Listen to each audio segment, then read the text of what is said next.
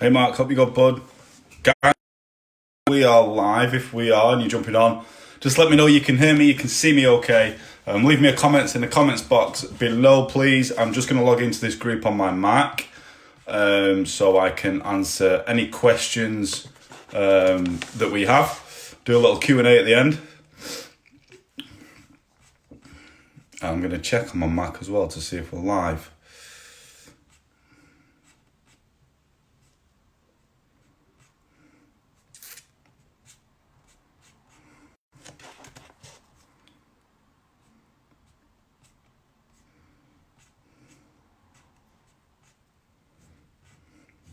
Cool, we're on. Sorted, we're live. I've just got it running in the group as well, my Mac. So, hey, hope you're good. So I'm just going to give it, I normally give it a couple of minutes or so, just to let Facebook do its thing and populate when I go live. So that's what we'll do on here as well, whilst we wait for a few people to jump on.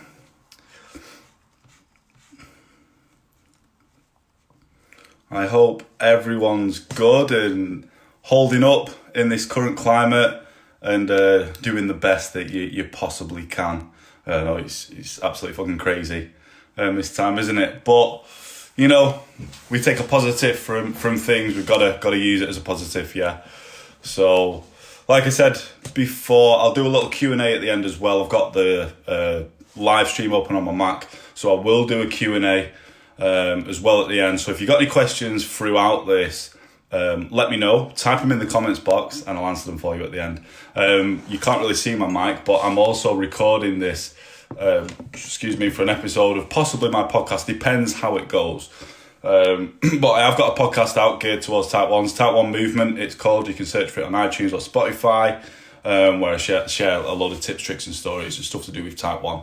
But today is not going to all be about Type 1. I know there's a few diabetics in this group. I'm going to chat a little bit about some stuff to do with Type 1 diabetes, but I'm going to gear it towards what we can all get involved in as well, what all you guys can get involved in, and that's kind of using the current climate as a positive to build habits and routines. And this is something that I'm hammering hard, not only with my clients, but also with myself as well, currently as well. So I'll give it another 30 seconds. We'll get into it.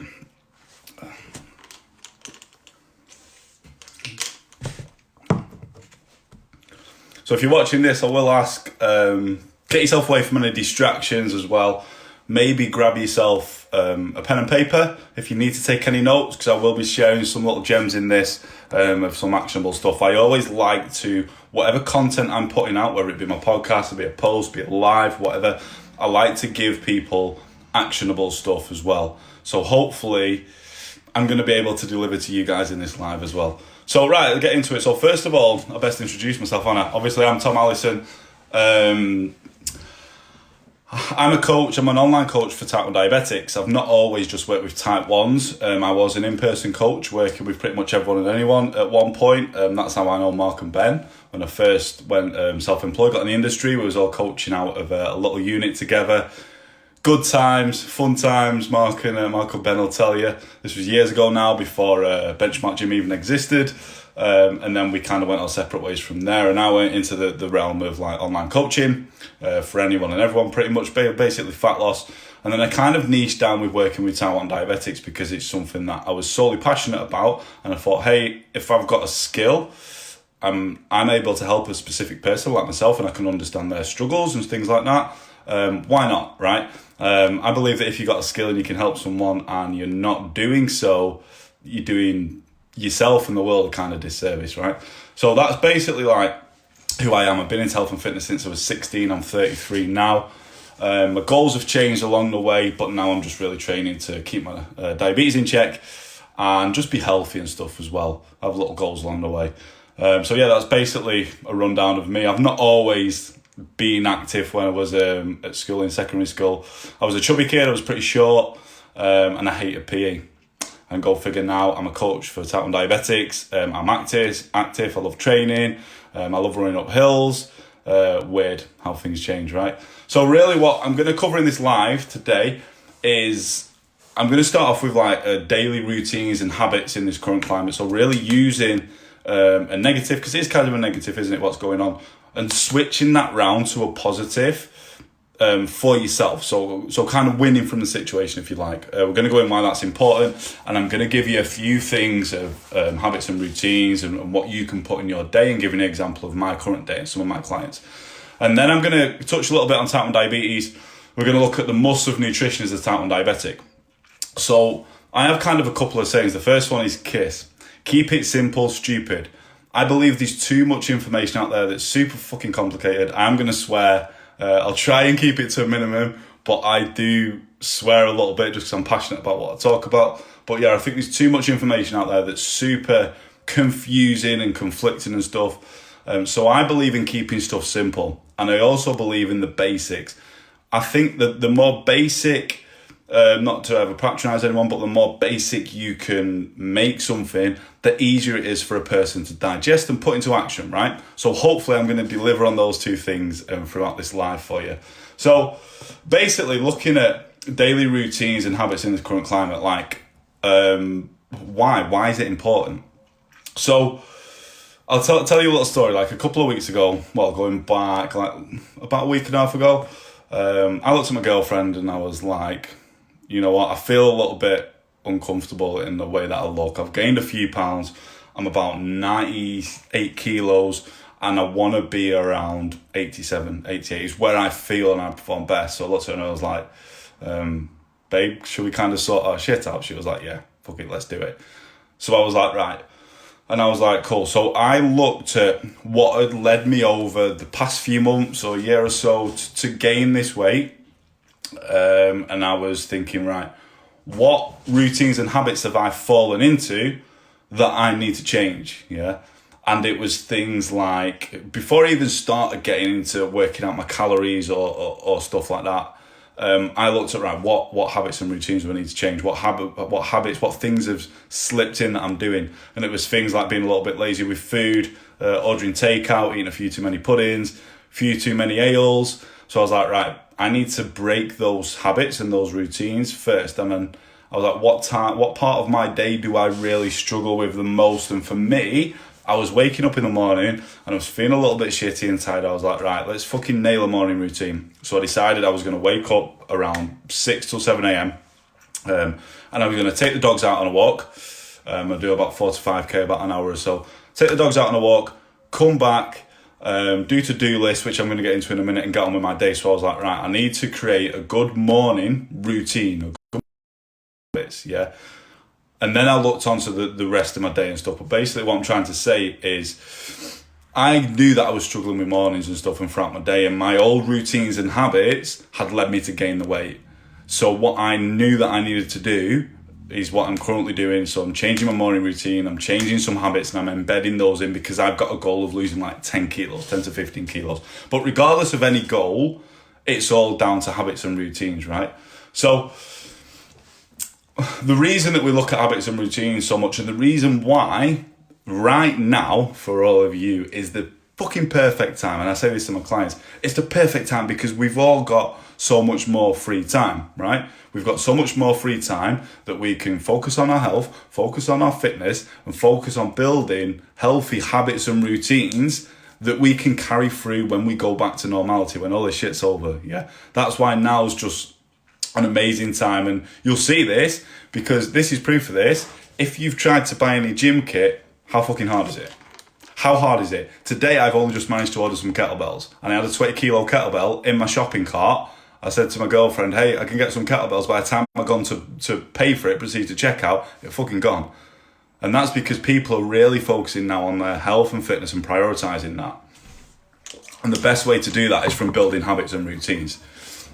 And I'm just a big believer in this because I always say to my clients, look, I can give you a set of calories and macros, I can give you a workout plan, and you can go away and do it and get to where you want to be, but the chances of you staying at where you want to be and keeping those goals that you achieved, if we don't address daily habits, we don't address the underlying daily habits and routines, you're not going to keep your goals. Yeah, you're not going to keep what you achieve. That's why it's super important, and that's why now is the best time to be embedding these. So I'm going to give you some, you can take notes on these if you want, some things that I'm kind of using myself and with my clients and what I go about fitting into my day. So I mentioned that I'm getting up and I'm going walking the dogs. Going walking the dogs every single morning. When I get back from that, what I do, whether I do bits of it in my head whilst I'm on the dog walk, or I get back and open up the notes in my phone, is I write a to-do list for the day. This is like a major productivity hack. I write a to-do list for the day, and I'll include everything in there. I'll include checking my client, some content, get my own workout in, kind of like what meals I'm going to eat. I'm currently tracking my food in MyFitnessPal, so I'll possibly go through that and input that in there. But I put everything that I want to achieve in my day in that to-do list. And then I go through my day and I tick it off, yeah? And it helps get you laser focused for the day and start to develop these habits and routines. Plus, it feels good ticking shit off a checklist. It really, really does. That's one tip I can give you. Every day, decide what you want out of the day and create like a little checklist, a to-do list for the day, yeah? Another thing that I've started introducing this week is a gratitude journal. So I'm like saying to myself in my head or writing it down, 2 things that I'm grateful for every single day. And the reason for that is this, and the reason why that's important now is because in this current climate, it's so easy to kind of get negged down and feel a little bit negative, right? So if you're writing down things that you're grateful for, it kind of changes your perspective on stuff and your frame of mind. Like I did a live in my client group yesterday and I told them my 2 things that I was grateful for. The first one was being able to help and coach other type 1 diabetics. And the second one was being able to actually stay active, work out and get walks in. And just to say that makes me feel like positive, if you like. So gratitude journaling is a massive thing. A walk should be included in your day. I believe if you can do so, everyone should be walking. Like just getting you at least 10,000 steps in if it's possible to do so. If you can do that pain-free, because I know some people can't. And just for mental space as well. Getting a workout in. I work out maybe 5 or 6 times a week. Obviously Mark and Ben and the guys will be helping you out for your workouts and stuff, so make sure you're getting involved in them, which I'm sure a lot of you are when they're doing them. I've been through and seen some of them on here. So a workout to be included in your day. Connecting with people, whether it's just sending a friend or a family member a message, letting them know that you appreciate them, or jumping on a FaceTime with them, or anything. It's like my mum today sent me and my girlfriend a box of chocolates through. And a message saying thank you. We had a bit of a chat and I said, yeah, I appreciate it. And that made me feel good doing that. Do you know what I mean? It made me feel good. And obviously she would have liked it as well. So just showing people appreciation is a big thing. And another one, which I don't want to seem too woo-ha with this, and a few of you might be doing it, and it is getting more popular, is guided meditation. So using an app like Calm or Headspace. Like, I try and, I say try, I'll be honest, like, I do get this in sometimes I don't. I need to be more accountable to myself for doing this. But I do tell my clients, like, if they're having a bit of a shit time, they're struggling mentally, because a few of them have been doing recently, I'm like, hey, more Headspace app, and just set yourself 5 minutes apart and just put one of the little 5-minute guided meditation sort of programs on and just lie there and just chill the fuck out. Yeah, is one of the things. So that's mainly like some things that I believe most people, if not everyone, should be including in the day to start to build new habits and routines. Take the most out of this sort of free time is obviously a to-do list each day, a gratitude journal, just two to 5 things, 2 or 3 things that you're grateful for each day. A walk, a workout, connecting with someone, whether it's friends or family members, letting them know that you appreciate them, or just checking up, or saying, hey, how are you? Guided meditation. And this is kind of something, like I mentioned before, that I include in my day. So I'll wake up, I'll take the dogs on a walk, I'll come back. Whilst I'm out on the walk, when I'm back, I decide my to-do list for the day. I'll go throughout my day, ticking that off. My workout will be included in that. And then I get a chance to kind of chill out in the evening, if you like. And I've started to structure my day better since all this has been going on, because we've kind of got more time. And this is something that all you guys are able to do now, and just really start to nail habits and routines that kind of align with your goals, because you're all here because you've got goals, right? I'm the same. And just really going in on that. And now, like I say, is the best time to do that. Like I say, I will answer any questions we've got at the end, guys. So if you've got any questions, feel free to write them up. I've got this opened on my Mac as well. So I will answer any questions for you. Hopefully that makes sense, what I've chatted about with habits and routines. Does that make sense to everyone? Not me just chatting a load of shit. If it does, let me know. If you want me to expand on any of the points, let me know. But a few things to obviously take from that is, probably the best one is write a to-do list. It sounds so simple. And I only started doing this a few months ago, but since I've done it, I've felt so much more focused about my day, and I feel like my productivity's increased tenfold as well through writing a to-do list, yeah? So cool, right, I'm going to move on now. Like I say, if those points on that, daily habits and routines, if they make sense, let me know. You want me to expand on any points, let me know. It'd be cool to do that. Right, let's move on to the musts of nutrition as a type 1 diabetic. Like, there's so many things I could speak about on type 1. If there's diabetics in here, type 1s, you can catch a lot on my podcast, the Type 1 Movement podcast. I'll maybe link it in this group if that's cool with Mark. But I wanted to cover some of the basics, as it is, I think, Nutrition Week for you guys. So I wanted to cover some of the musts of nutrition as a type 1 diabetic. The absolute basic, bare minimum sort of must. And I think one of the main things and the main kind of issues that I come across with a lot of type 1 diabetics is they don't understand how insulin works. They don't understand how insulin works, like the peak times, the act times and stuff. I'm not going to get into it on here, but having a good understanding of how your insulin works, how long it takes to work, when it's peaking, when it's out your system, is absolutely crucial as a type 1 diabetic, yeah? So that's the first problem that I come across. Like, they're just like, I'll take insulin to cover carbohydrates, cool. But do you know how it works? Not really. So you really need to understand that as a type 1. The second thing, it might seem really simple, but it's being able to carb count correctly. Like a lot of type 1s that come and work with me, they can't really carb count correctly. A great way of doing this is apps like MyFitnessPal, which is a food tracking app, but also it'll give you the grams of carbs. So then you can obviously change that over and bolus for that. But learning how to carb count correctly is key.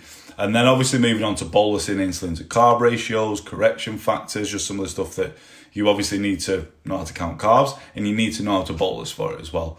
And another big one, and moving on to another point, is having mixed macronutrient meals. So your macros being your carbs, your fats and your proteins.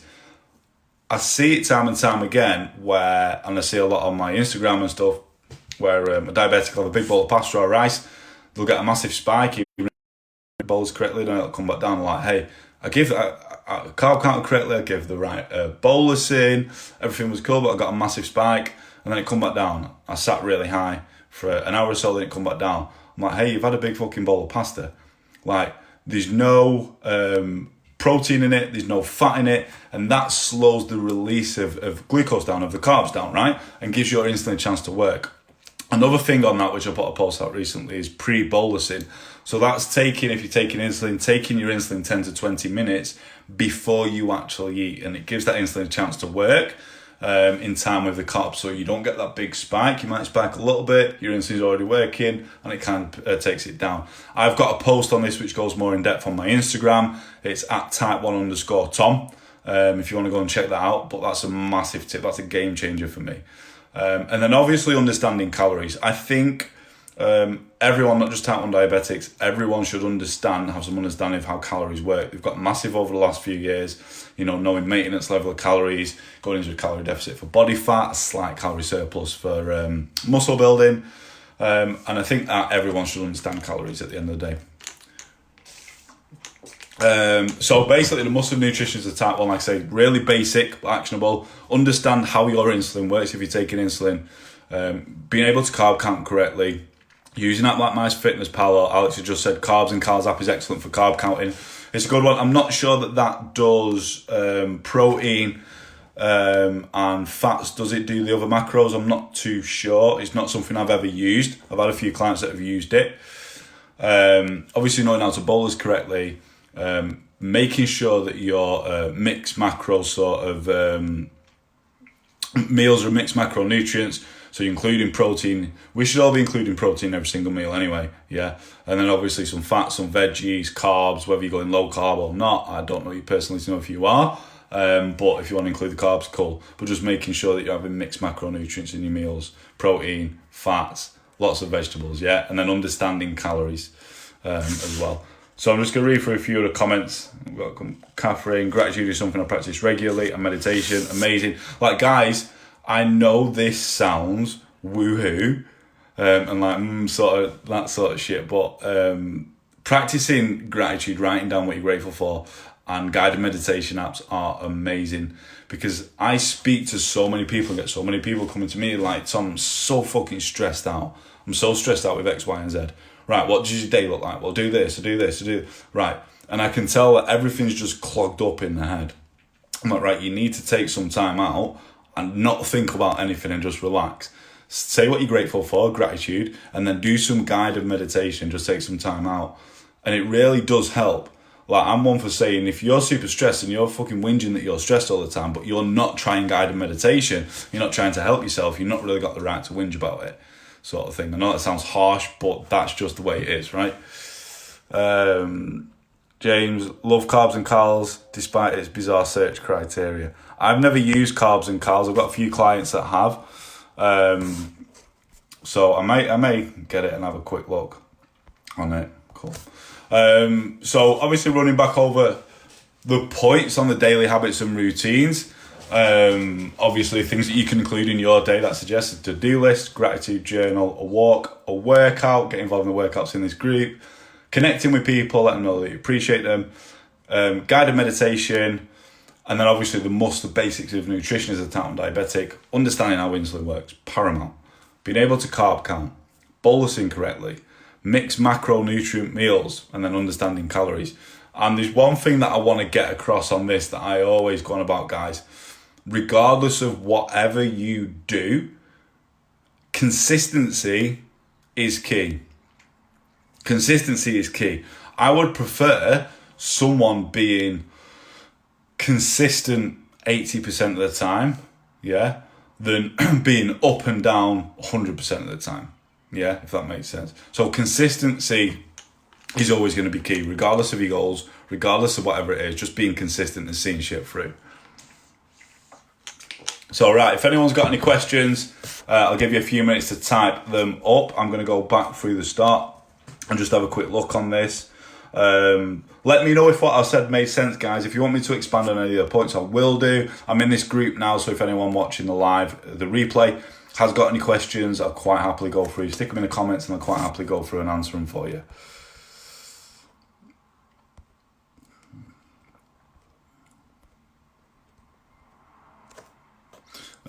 Nigel, is there good veg and bad veg? No, there is veg that is. I kind of love this question because there is veg that has more nutritional value. Yeah. So I'm going to compare it to sweet corn. I love sweet corn, and broccoli. Yeah, they're both a sweet. I don't know if sweet corn is a veg, but we kind of look at it as veg. Well, sweet corn is like, sweet corn's like a carb. Sweet corn's a carb source. Yeah, or if we say peppers, I know a lot of people like peppers, mixed peppers. So like red peppers, green peppers, stuff like that, and broccoli. Broccoli has much more like nutrients, vitamins, and minerals and stuff than a pepper. Yeah, and the way that I look at building my meals is obviously protein comes first, a protein source, some form of green vegetable, and then colours. So it might be peppers, onions, cherry tomatoes, things like that. But I always try and get some form of green vegetable. There's no good and bad veg. There's veg that's better, and the majority of that is green. So always include green vegetables where you can. If that makes sense, Nigel, just let me know.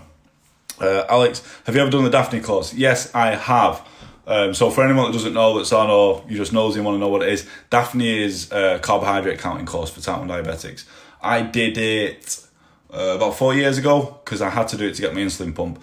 And I went in it thinking, you know what, I'm not really going to learn much from it. We're knowing a lot about nutrition, how to count carbs, and managing my glucose well anyway. I went in it thinking, yeah, I'll just do it just because I wanted an insulin pump. But to be fair, I did learn a few things from it. It was pretty insightful. But the best thing for me about it was I got to meet other type 1s that was a similar sort of age to me and have a good chat with them and the community and interact with them. And I'm still in touch with some of them now. So yeah, I've done it in the past. So we just had a bit of a link. Hopefully we're still on. I think we might have cut off a little bit there. So yeah, I was invited for a refresher on it, but I never bothered going doing it. But yeah, it was. I did actually learn. I was quite. I was like, I'm not going to learn anything. but I just do it because I want an insulin pump. But I did actually learn a few things, so I was quite impressed, really, to be fair. I did actually learn some stuff. Cool. So if anyone else has got any questions, we'll give it a couple of minutes.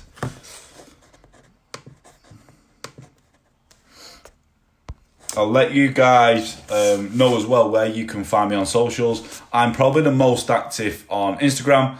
That's at type1_Tom. You get me on Instagram, probably the most active on there. I'm always on my stories every day, sharing loads of posts and just stuff geared towards type 1 diabetics, but also geared towards general health and stuff like that as well. Obviously, my podcast, the Type 1 Movement Podcast, I think there's like 14 episodes on that so far. I share a load of stuff on that, load of actionable content. Obviously, you can add me on Facebook as well. And I always say, if anyone's got any questions, message me. Like, I don't care whether you're a diabetic or you're not. If you've got any questions or anything you want to ask or run past me, like, always message me. I'm always open to a good chat, good old inbox chat. Like, I don't mind that at all. Catherine, we made a fabulous soup today, which consists of red onion, white onion, red peppers, garlic, and butternut squash. It was great. I love butternut squash. I've not had it for ages. I'm going to have to get on some butternut squash again.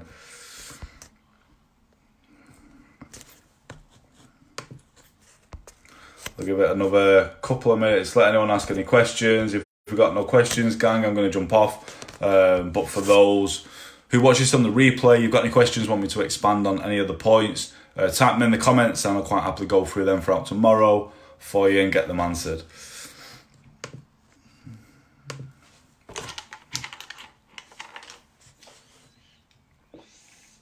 Oh, another thing as well.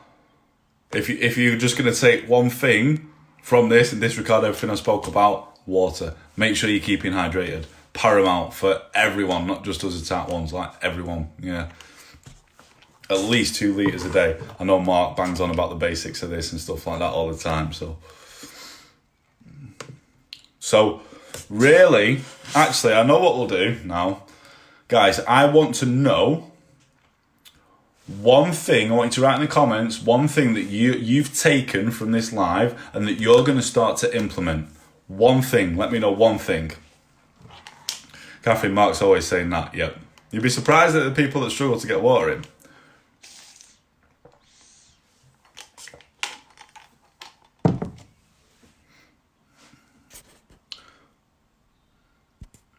Alex, ceiling of 25%. How long before these changes settle?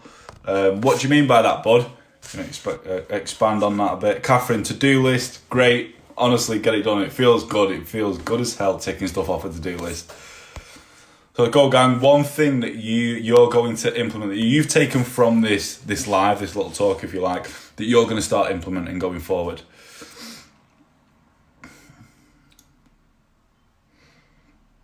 And you know what? I'm going to hold myself accountable and say I'm going to commit to make it realistic for myself 2 guided meditation sessions throughout this week. That's what I'm going to take from this. That's what I'm going to take moving forward. Because I used to do that quite a lot. So I do need to be accountable to myself and get back on top of that as well. Me and my girlfriend actually did like a little challenge to each other a few weeks ago. I was both feeling a little bit stressed. We said, hey, we need to get back to, using the Carb app it is we use. Let's do it every night, and the person to fall short and fail gives the other person a tenner. I fell short. I still think I owe the tenner, to be fair. But that's another good thing as well. I spoke about this on my Instagram stories. We're going off track a little bit here, but I spoke about this on my Instagram stories today, and it was accountability. Accountability to someone to do the shit that you know you need to do. And I always say, you need to make the consequence of you not doing it greater than the reward of you doing it. So for argument's sake, like me and my girlfriend are sticking to a certain set of calories at the moment, tracking our food, right? So if I was to say to her, if I go over on my calories by X amount, or I don't stick to it for a couple of days or I fall short, what have you, make me give you 50 quid. I don't want to do that, so I'm not going to do it. So I'm going to hold myself accountable to her, if that makes sense. And it doesn't need to be money, but if you've got a goal, you can get someone to hold you accountable and put kind of a forfeit in there. 7-minute AMRAP of burpees. there you go. There's a fucker. Like, if you don't do the stuff that you said you're going to do, you've got to do 7 minutes of burpees. So just having little accountability things like that really, really helps going forward as well. Alec, I saw a 25% reduction in basal insulin at the starting benchmark. In the first couple of weeks, every session resulted in a hypo. How long before this settles, or it depends on muscle groups used? You're on multiple daily injections, not a pump. So it'll just be a case of, I'd say personally, keep decreasing your basal insulin until you limit the hypos, I'd say. And I always have a rule as well. If you find, so for all you type 1s out there, this is a big thing and really take this forward, and this is something I teach in my programs and on my course. If you're having a low and it's 3 to 4 hours after your meal, after your last bolus, it's going to be your basal rate. If you're having it within then, chances are it's going to be your carb counting or the bolus that you've given. The reason for that is this. I know I mentioned before about understanding how insulin works. Most rapid acting insulins have a peak time of 90 minutes to 2 hours, 2.5 hours. They do most of the job then, they bring the blood glucose down, and then they're kind of out of the system within 3 to 4 hours. So if you're putting your bolus in, you're back in range, 3 or 4 hours after you have a low, it's going to be your basal insulin. So I'd say, Alex, if this answers your question, hopefully, it'd just be a case of if you're having a lot of hypos after every session, reducing your basal rate and also using what I call the 2 to 3 hour rule. So making sure that when you're going to exercise is at least 2 to 3 hours after your last bolus of insulin. That way you know insulin's done its job, like I mentioned before.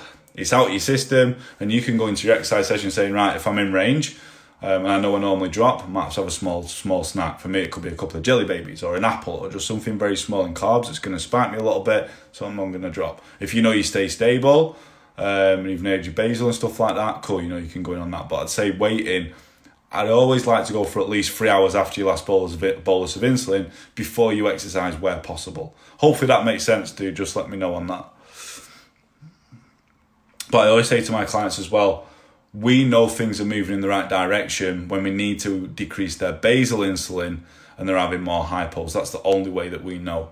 Currently, I'm in, obviously wanting to lose 10, 15 kilos at the moment, like I mentioned before, and I'm going through a bit of trial and error period with decreasing my basal rate and having a few lows. So we all go through that, and it's just adjusting, waiting a couple of days, adjusting, waiting a couple of days.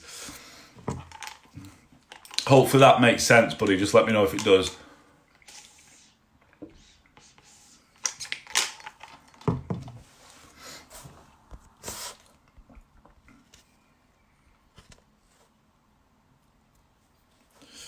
Yep, do that, but it seems quite inconsistent. I'd say see if you can get a journal and write down like your blood glucose readings, how much insulin you've given, what you've eaten and stuff, and just try and look for any trends. It'll never be 100% the same, but try and spot some sort of trends. And then obviously if you're really struggling with it, it could be a case of maybe looking at different background insulins, having a chat with your DSN, looking at different background insulins, or I don't know if you're just having one shot in the evening. Some of my clients, we split it, one in the morning, one in the evening, split it in sort of 50-50, but maybe like make sure you're getting as much data as possible and trying to just look for any trends in that. Going back through what people are going to do, Catherine, to-do list, great. Nigel, meditation sessions. So guys, like I say, if you're watching this live or you're watching the replay, a little bit of action for you guys now. I've jumped on and done this for you so you can do this for me. One thing in the comments that you're going to take from this live and you're going to start implementing going forward from tomorrow. Yeah, I want to know what it is.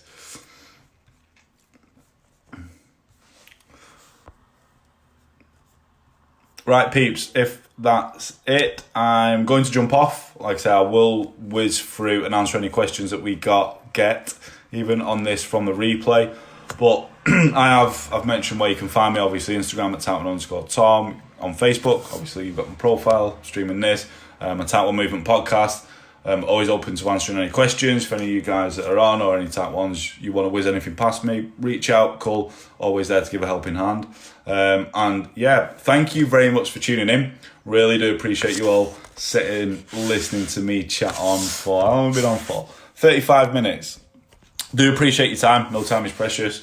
And hopefully you've got something from this, something you can go ahead and implement, and it will help you out a little bit, team.